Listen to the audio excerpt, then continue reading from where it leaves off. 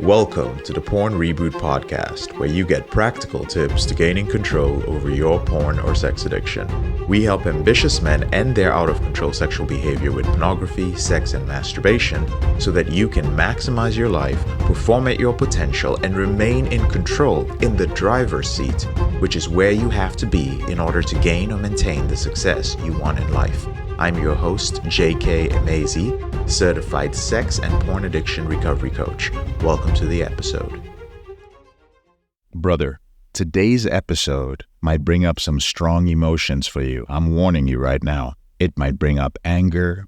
It might bring up shame. It might make you think that, you know what, JK is a dangerous guy. I don't think he's the person that I want to learn from when it comes to controlling my out-of-control behavior. I think he's an extremist of sorts. And that's okay. Whatever emotion comes up, it's fine. However, my hope is that this episode brings about some self-examination, some introspection, because this episode is about your happiness and why you choose unhappiness over happiness. For years, I chose unhappiness over happiness, and I did not know I was doing it because every choice I was making, I was convinced, and everybody around me was confirming that I was making that choice in order to be happy, until I rebooted. You know, the other day I was speaking to one of my private clients, and we were having a conversation. This guy's in his late 20s, and he's building a business. And while we were talking about his business and where he would be in a few years, I ended up mentioning to him that at 40 years old, I had won. And he was like, what do you mean by you've won? By won, I mean that when I was in my late 20s, and this is what's most memorable to me, I started experiencing, and you may be experiencing this or have experienced this, a lot of pressure from very strong forces around me to conform to certain things and make certain decisions. One of them was to get married because I had been with my girlfriend for over 2 years. So there was some rule, apparently, that if you're with somebody for more than 2 years, then the next question is, when are you going to get married? And all of these things really bothered me because I was like, since when was our life so process-driven? I do know that we're born, and I do know that we die. Where is this process of you got to go to school, then you got to go to high school, then you got to go to university, then you got to get married, then you got to have a kid, you got to get a good job, buy a house, get a mortgage, get locked down by your wife. There are so many rules. And where did these come from? I pushed back against these things. Well, before that, let me just talk about the pressure, because I know some of you might relate to this. There was the pressure to get married. There was the pressure to have kids. I also saw my friends getting married, getting traditional jobs, buying homes. They looked very, very happy. But I resisted it. And the reason why I resisted it is based on something that I teach clients right now. Please pay attention. When you are making long-term decisions, decisions that will impact your life, decisions which they seem that they're going to make you happy right now, I want you to think clearly about your long-term happiness. This is easier for a man within the program who's rebooting to do because he has defined his reboots for himself. So he knows what will make him happy in the future. Think of your long-term happiness and ask yourself, if I make this decision, which will be conformist, which everybody will be happy about, which I might be happy about, what is it going to look like 10 years or 20 years from now in terms of my happiness? If you do not think that far and you are just hoping, which means that the future of this is completely out of your control, like you have zero say in it, brother, I do not suggest you make that decision. When I rebooted, thankfully, and I was dealing with all of these pressures in my late 20s, like some of you might be in your 30s and 40s and dealing with your own version of it. When I started dealing with it, I was asking myself, how is this going to affect my long-term happiness? Okay, cool. Have kids. Nah, I want to wait till I am established financially. That way, I don't have to be like my dad and mom who were not present because they were working all the time. And while they were not present, fucked up things were happening to myself and my sisters because they were out there. They chose to have children before they were financially ready. And people are still doing it. Why? Because till today, people are still saying there is no right time. If you are a man who's being pressured by somebody in your family right now to put a ring on it and get married, but you're like, but I'm not financially where I want to be. Tell them, like, I'm trying to get my finances together, and hear what they have to say. They will tell you things like, you don't want to wait too long because you don't want to be an old man going to pick up your kids. I love that one. It's just a blanket statement, like it's an assumption that you will look old and feel old, and it will be somehow embarrassing to have kids, or that you don't want to be 70 years old and playing catch with your kids. What? Who said you have to be 70 years old and broken? Shit, who said you even have to be 70? What if you're 40? What if you're 50? Why is that so bad? Because you're not conforming. Like, you don't want to feel awkward at 50 going to pick up your kids from kindergarten, because they're going to be younger men there. Listen, if you're 50 years old and picking your kids up from kindergarten and you feel self-conscious about it, then you fucked up. You're 50 years old. You shouldn't be giving a shit. But that's one of the things they will say. Another thing they'll say is, well, her biological clock, what are you going to do if she wants kids? I remember very clearly, it was more than 10 years ago, my mom telling me, well, what are you going to do, JK, when her biological clock starts ticking? Don't waste the woman's time. Don't waste her time. I was like, you didn't even ask the woman herself if she want to have kids. I said, well, if I'm not where I need to be financially, like if she tells me that tomorrow, then I guess it's not going to work out. And my mom was like, oh, that's ridiculous, JK. That sounds so ridiculous. Why do you like to say ridiculous things like that, JK? Huh? Like, it was like my mom's brain glitched because I had dared to say that if I was not established in the thing that was going to lead to my long-term happiness, and thus affect the long-term happiness of those who are closest to me, like a wife and child in the future, that if I was not on the same page as that, like, I was ridiculous. But this was the view held by many people. Don't get me wrong. People will hear your plans and it will make sense to them, but because it does not fit into their worldview, which I will talk about very specifically, I'm going to give you the 5 to 6 reasons why all of this actually happens so that you can avoid it. People will hear you out and they'll be like, that's a good idea. And then they will promptly do what everybody else is doing. The same thing works for investing, for businesses. Oh, well, why don't you just buy a house? You need to buy a house. It's a great first investment. You need to own the home that you're living in. And I was like, well, in the long term, I see a lot of people, I didn't understand much of it back then, but I see a lot of people just talking about their mortgage and the house. I see people stuck by a mortgage. They can't move. They can't adjust. They can't do any of those things. So what's your plan? Well, I think my plan is to, instead of buying a home for myself, I'll invest in rental properties. And eventually, I will take the income from those rental properties and buy a home for myself. But I will keep buying rental properties and having people pay me. People just thought it was the craziest thing. Obviously, real investors didn't think it was a crazy thing. But everybody just thought it was ridiculous. Like, why are you talking like that, bro? You're only 20-something years old. You should be buying a house and living your life and making money. But that's what I thought. Now, let's jump into it, gentlemen. You get the gist of where I'm going with this.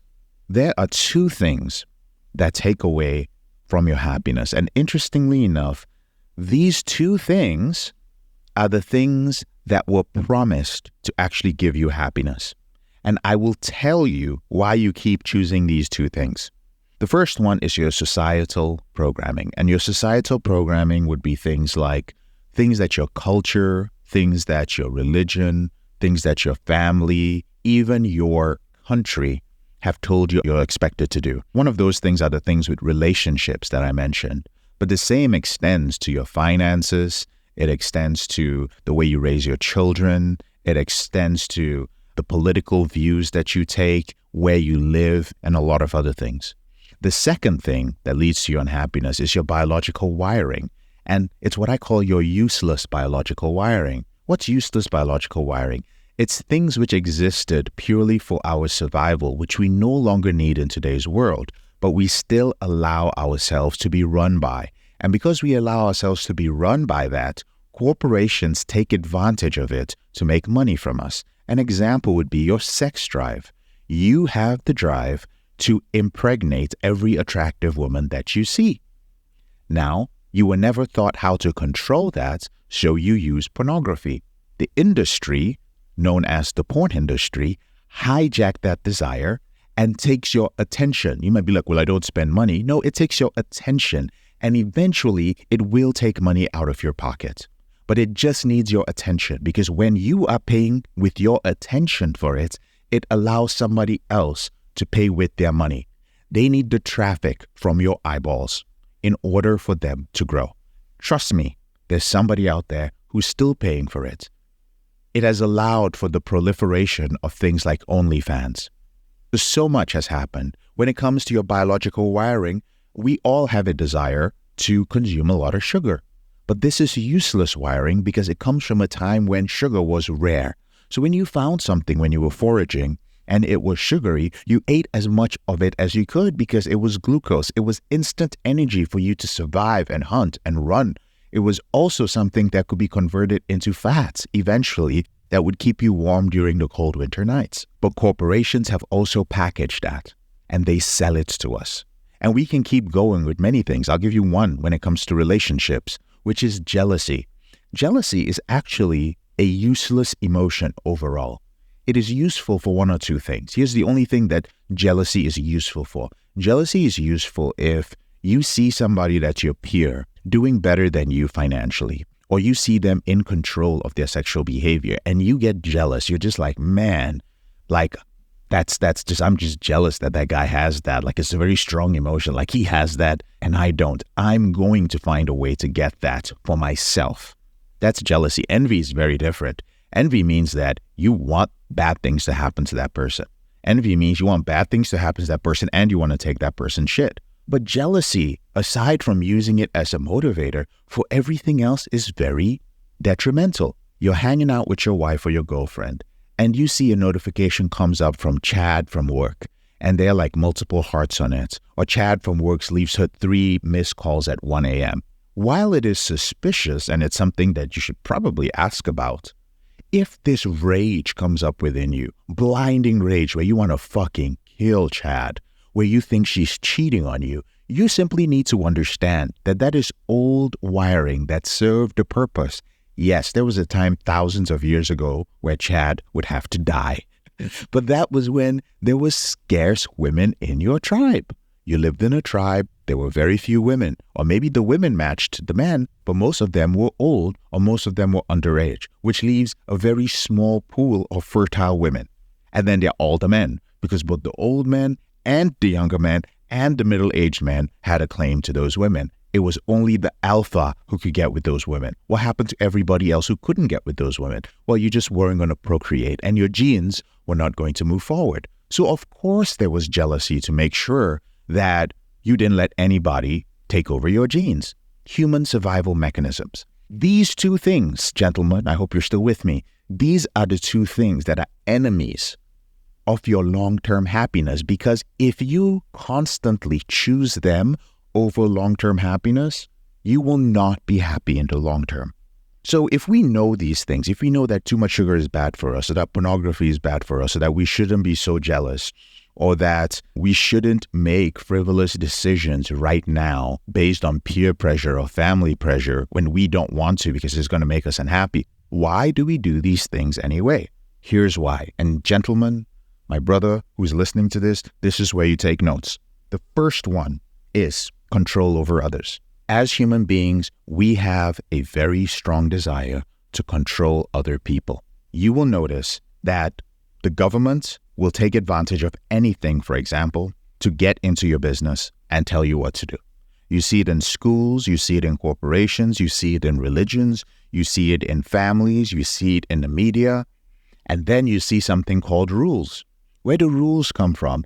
Rules come from our very natural inclination to control things. Now, rules are good. They keep us from being savages. They keep other people from being hurt. Have you noticed that there's a tendency, once we start establishing rules, to make more and more and more rules? Well, you've got to be aware of this. That's the first thing.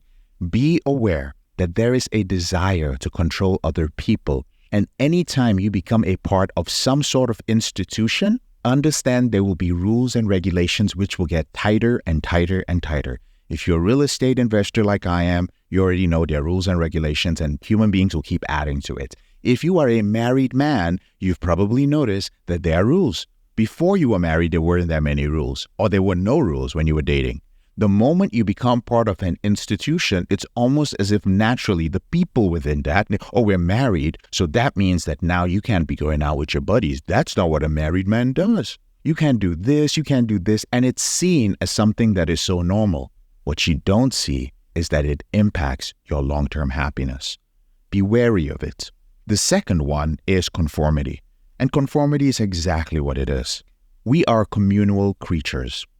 We all live in communities of one. You live in a city, you live in a state, you live in a county, you live in a suburb, you live where other human beings are. And even if you don't, you do go out and spend time with other human beings in their own communities. But this communal tendency leads to a very strong desire to look and act like the people in our community.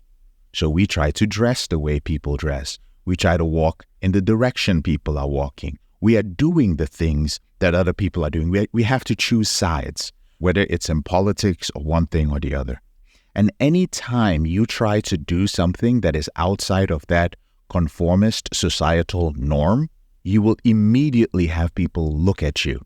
If you've watched the movie The Matrix, where Neo interacts, I believe, and I might be getting this wrong, with the woman in the red dress, and suddenly everybody in the Matrix just pays attention to him, that's an example of that. If everybody is walking on the sidewalk and there is no traffic in the middle of the road, and you choose to walk in the middle of the road, everybody is going to stare at you. Why?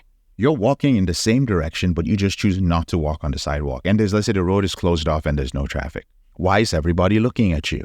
Because immediately you've chosen to be nonconformist. And that puts pressure on you to get back on the sidewalk. But sometimes, in fact, many times, the sidewalk leads to unhappiness. But it doesn't matter because the urge to not stand out is very strong.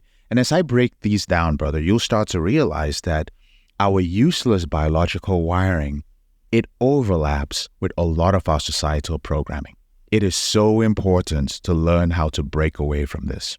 The next reason why you choose unhappiness over your long-term happiness is because of security. As human beings, we have a very strong need for security. In fact, most people listening to this are men. I want you to know too that women have a stronger need for security than men. And if you do not understand this, you're going to be in big trouble. There's a reason why women will lock you down in a relationship and have a tendency to set a lot more rules. It is simply because of their need for security. There's a reason why the courts are favorable towards women in the West when it comes to divorce proceedings. It is because the woman's collective desire for security is very, very powerful. It is also powerful politically, but that's a different topic. Now, there are two types of security. I have to make this clear. There's what I call internal security, and there's external security. External security is not good. Internal security is good. So, internal security is what you do that is common sense in order to protect yourself, but it is within your control.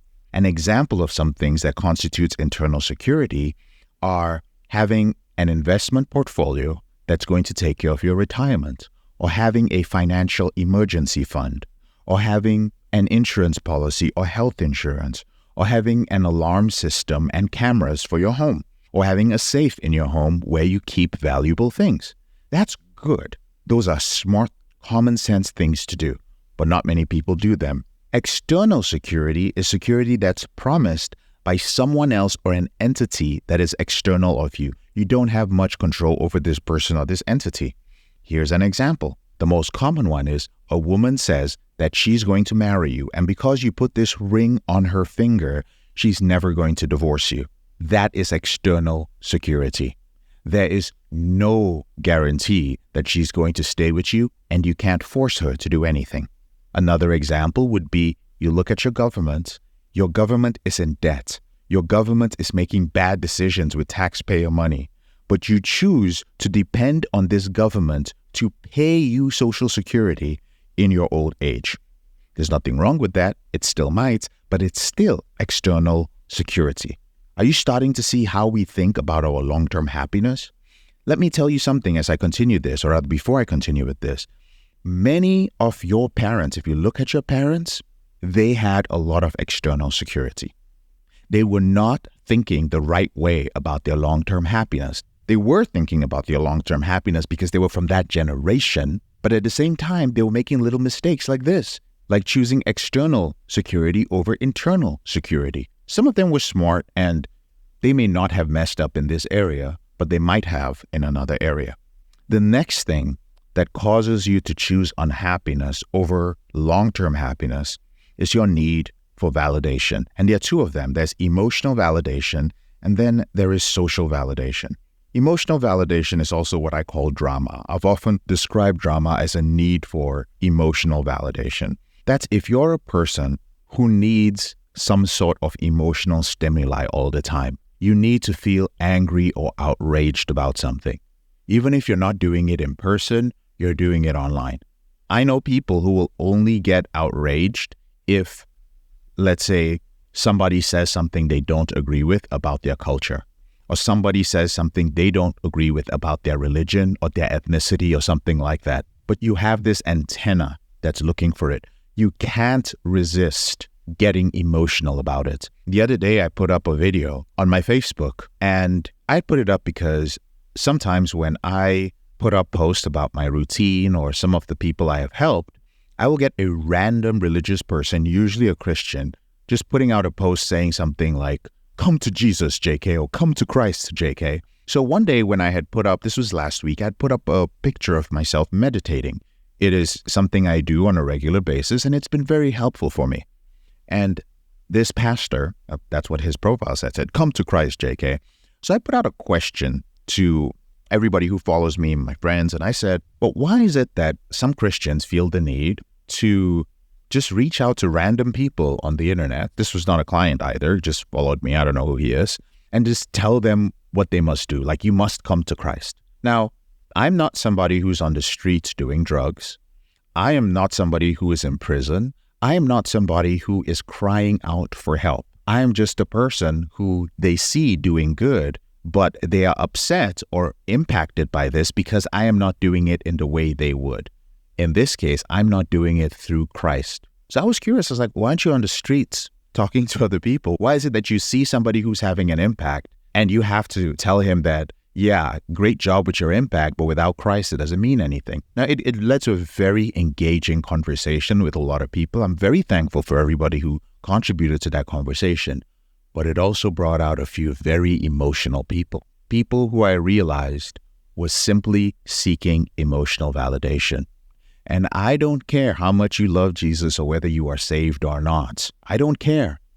If you get upset that somebody asked that question and still doesn't get to see your point of view and goes like, that's cool, that's interesting, but I'll maintain my point of view, and that makes you upset, it means that you have an attachment to that particular, to the emotions that come up when it's related to that type of topic. Some men are also in relationships and you do not leave that relationship because you need that emotional validation as well. You will see it when people lose their shit. People will yell at a security officer. People will yell at the waitress because she brought the wrong order. Why do you need to shout at that person? That person didn't do anything bad to you. Usually they made a mistake, or usually they're doing something that might be a minor inconvenience to you, but they don't know it's a minor inconvenience to you. Instead, you release all your strong emotions on them. Why? A need for emotional validation. The next is a need for social validation. All of us want approval from someone.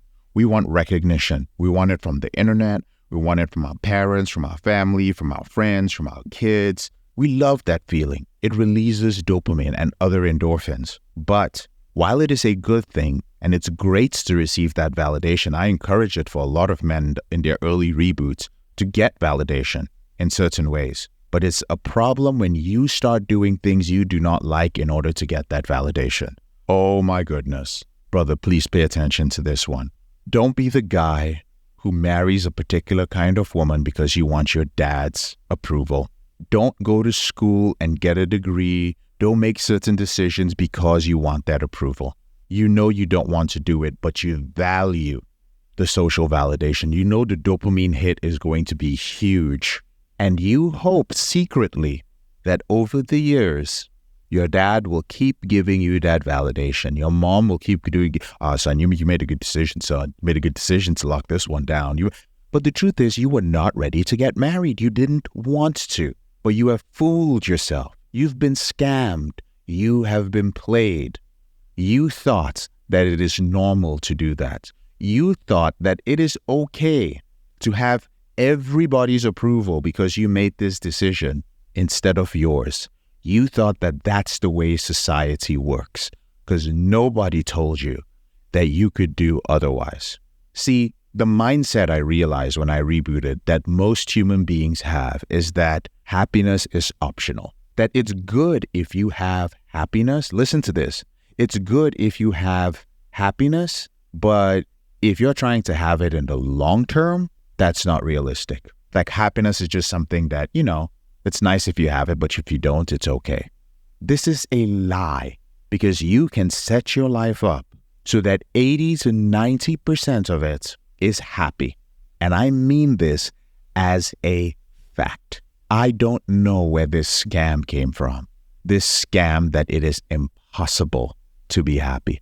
I really don't know where it came from. That it's impossible, to prioritize your long-term happiness and live in a state of mostly happiness. Here's the final thing that keeps you, and I hope you're still taking note, that keeps you from long-term happiness. And this is the inability to be alone.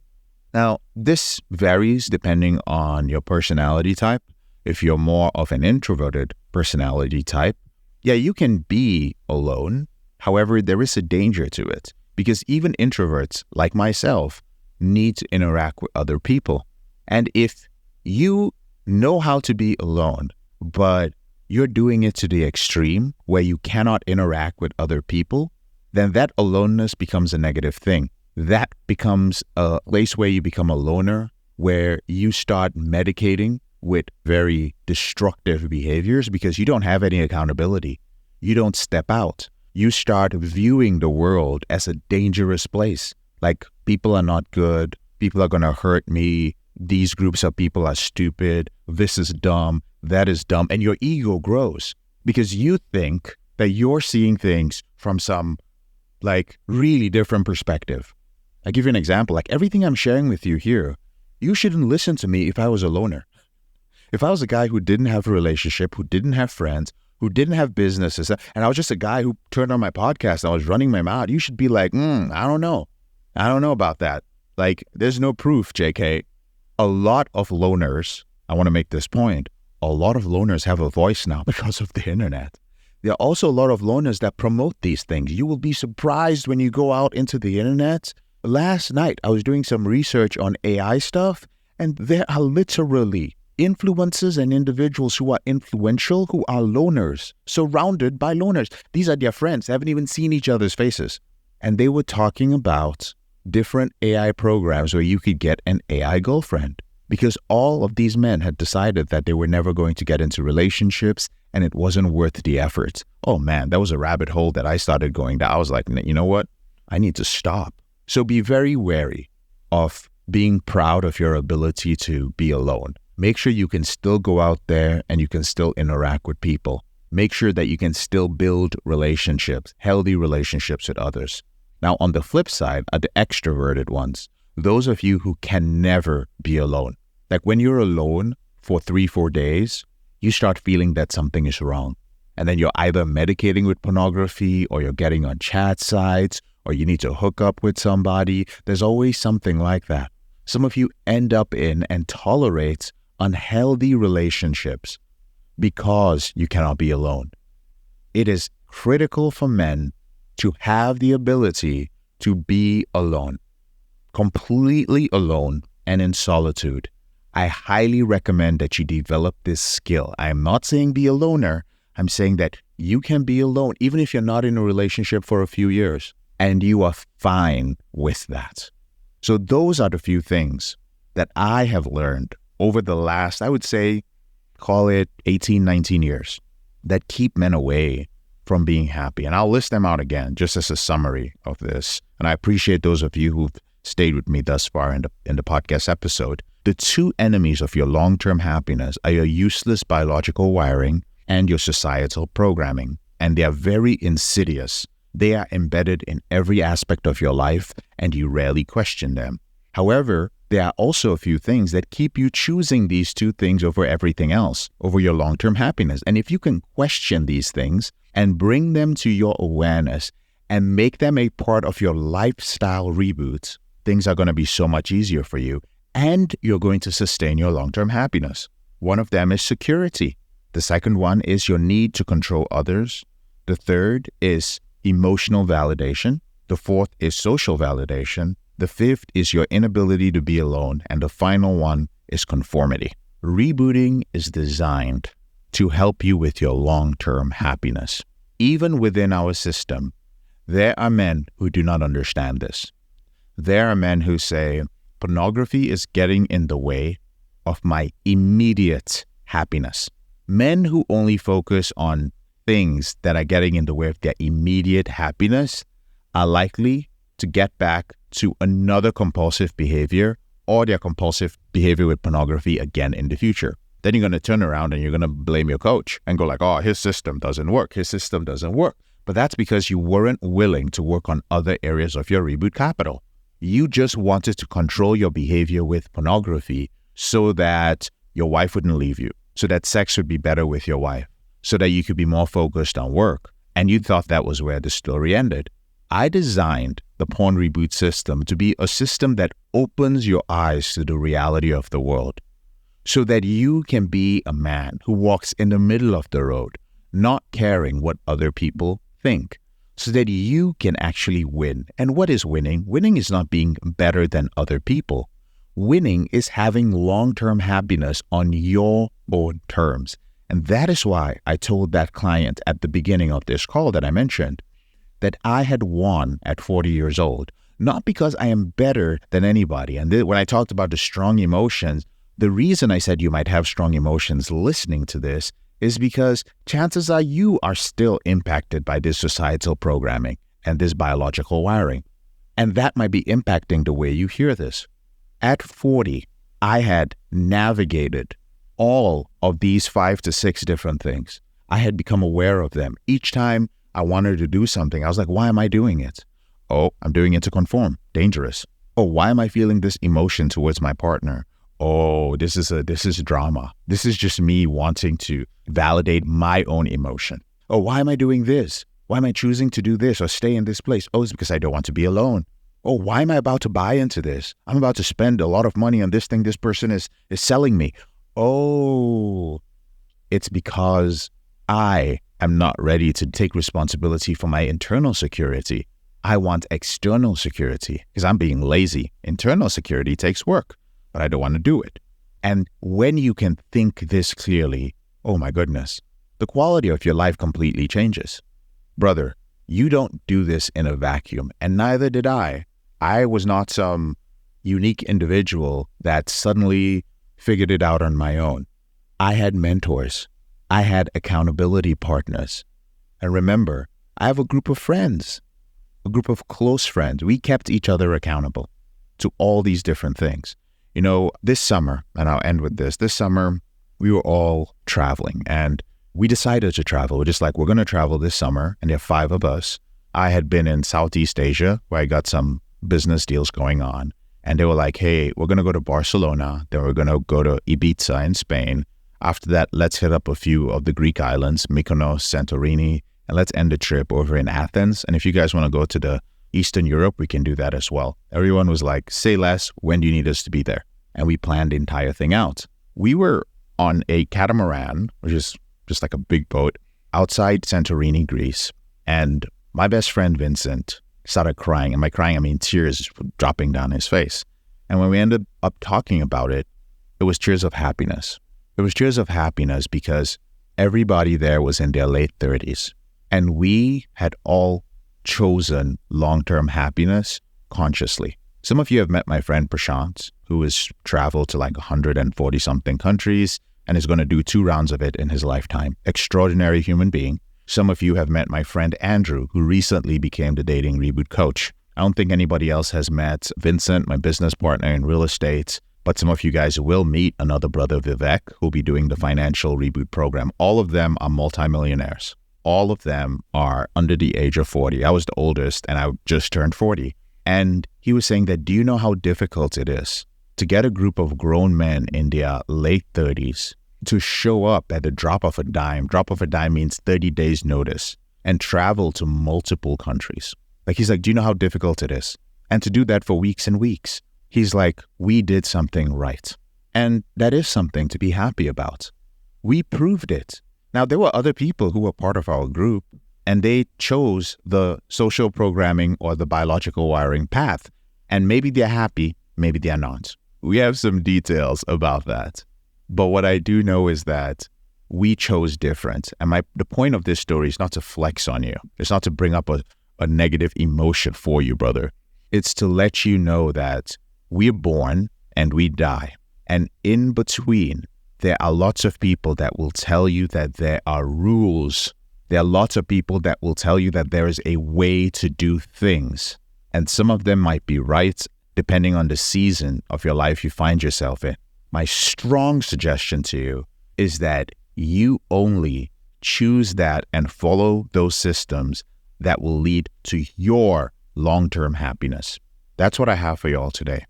And to end this, speaking of happiness, I actually want to bring up a quick issue. If you've been enjoying these podcast episodes, then I want you to know that I'm not the one that makes myself sound this way. We have a wonderful podcast editor by the name of Josh, and Josh lives in Asheville. Some of you might be aware, but at this time, the time of recording this, which is October 2024, Asheville has been basically the victim of a natural disaster. There's been a hurricane, there's been flooding, and so many people have died. So many people have lost their homes. And Josh, our podcast editor, is one of those people. In fact, he was on a company meeting the other day sharing it with us. And he's an amazing human being. And I'm so grateful that he showed up to our meeting and he shared that, because I think in today's world, we are very desensitized from things that are happening. We're like, yeah, there's a war in Gaza. There's a war in Sudan. There's a genocide going on in the Congo. It's so easy to just move past those things. The war in Ukraine. There are a lot of crazy things happening, but it isn't until something happens to somebody that is close to us that we wake up. And so I told Josh while he shared in our meeting that this had happened to him. He was apologetic, because he was just like, I know you like your meetings to be positive, Jake. I just didn't mean to screw up the vibe. I told him absolutely not. We are a company that works in crises. We're a company that takes people's pain and shame and crises, and we do our best to help you out of that. So he brought awareness to the situation, and myself and the company have made donations to help people who have been displaced by the hurricane in Asheville. And I'm going to give Josh a couple of minutes to share and let you guys know, if you will listen, what is happening in Asheville and a few ways that you can help those who are impacted by it. This is a choice I am making, JK, am making, because I'm thankful to Josh for bringing this to my awareness and opening my heart up, because I was like, damn, I'm feeling this now. And I felt ashamed, really. I felt ashamed that as a human being, I was so disconnected from that, because I have been so selfish. There's some other moves we're going to be making, but I don't want to make this too long. So without further ado, we'll end the podcast with a word from my awesome editor, Josh. Hello, my name is Josh Spencer, and I'm J.K. Amazy's audio engineer and podcast editor, and I am very, very proud to be so. Mr. Amazy was very gracious and allowed me to have the floor for just a few moments. I live in the city of Asheville, North Carolina. You may have heard on the news about the hurricane that devastated our beautiful mountain city. It's a miracle I'm even here today to talk to you about this, considering the destruction that I woke up to all around my home. I was lucky. Thousands of others were not. Thousands are still missing. Many lost everything they had and have become completely dependent upon the charity and donations of others. Our water supply is contaminated and our system is completely destroyed. I've heard estimates ranging from 2 to 8 weeks for repairs. If it happens within that time frame, it will be a miracle, and the vast majority of the rest of the city looks like a war zone. Elevated Recovery had a quarterly meeting recently, and I was unable to think of a win. But today I have several, and I would like to share them with you. First, volunteers from all over the country came to help us. There are supplies everywhere. I passed dozens of trucks completely full. That has saved us. We are so very grateful. We are so very grateful. Second, disaster relief organizations came to our aid and have been helping us put our lives back together all week. I would like to bring attention to a few of those, if I may. The first is Samaritan's Purse. There is a sea of people wearing orange shirts all over our city, signifying that they are volunteers from this organization. Their home office is in Boone, North Carolina. Their city was hit hard too, and they still came to rescue us without hesitation. Heart with Hands is located in Asheville, a few miles from where I live, also another amazing charity and disaster relief organization. And there's always the Red Cross. They've been around for over 100 years. There are churches accepting donations all over the city, helping to get money to those who need it. The church I, unfortunately, infrequently go to, called Hope Valley, is one of many. If I may quote Mr. Amazy for just a moment, "Brothers, I don't mean to get all woo-woo on you, but it's nothing short of a miracle that church is still there. Less than 10 feet in all directions around it is a pile of mangled shrapnel that used to be homes and businesses. The road going to it is barely traversable. It's hanging by a thread. For the animal lovers, Brother Wolf is a no-kill animal shelter that was completely destroyed. Hundreds of animals have been scattered all over the city in temporary homes. I currently have an adopted pet from them. I'm going to read something from the email they sent me on October the 4th, and I quote, "A generous donor has pledged to match all donations up to $500,000 starting tonight, doubling the impact of your contribution dollar for dollar. With your help, we can continue to save animals who have no one else coming for them." Links to these organizations will be in the show notes for any of you who are willing or if you are able to help in any way. Many of you have experienced the tragedies that I just described, and I honestly have no idea how you mentally recoup from it. And for those of you that believe this can't happen to you, you're wrong. The day before this hurricane hit, I thought it would be like the last 5 threats that we've had. Nothing. I thought, we're in the mountains, it will not reach us, we are too high elevation. Wrong. There is nowhere safe from these catastrophes anymore. And I am here today to tell you that I am ashamed that in years past when events like this happened to others, I didn't help. I didn't believe that I was in a good enough position to do so. Wrong. Never again. I will never look the other way again, hoping that someone else will step in and do it for me. Even if it's only a small donation, because they add up. Pennies add up. Thank you, Mr. Amazy, for allowing me to talk about this, and thank you so much for listening. I'm JK, your brother in this struggle. Thank you so much for listening to this episode of the Porn Reboot podcast. I'll speak to you later on in the week. If you found this episode helpful, here are 4 ways I can help you with your out-of-control sexual behavior for free.